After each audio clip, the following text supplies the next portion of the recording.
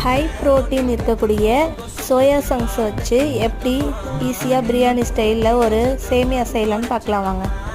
அதுக்கு ஒரு பேனில் ஆயில் விட்டு 2 பட்டை, 2 ஏலக்காய், வெங்காயம், இஞ்சி பூண்டு, தக்காளி, மல்லிக்கீரைலாம் போட்டு நல்லா பரட்டிக்கலாம். இது கூட மஞ்சள்தூள், மிளகாய்த்தூள், கரம் மசாலா தூள் எல்லாம் சேர்த்துக்கலாம்.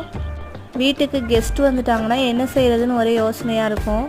டிஃப்ரெண்ட்டாக இந்த மாதிரி செஞ்சு வச்சிங்கன்னா அவங்களுக்கும் நல்லா பிடிக்கும். நல்லா ட்ரையாக இருக்கிறதுனால கொஞ்சமாக தயிர் விட்டுக்கிட்டோன்னா நல்ல புளிப்பு சுவையோட பிரியாணி டேஸ்ட்டில் அச்சசல் பிரியாணி மாதிரியே இருக்கும்.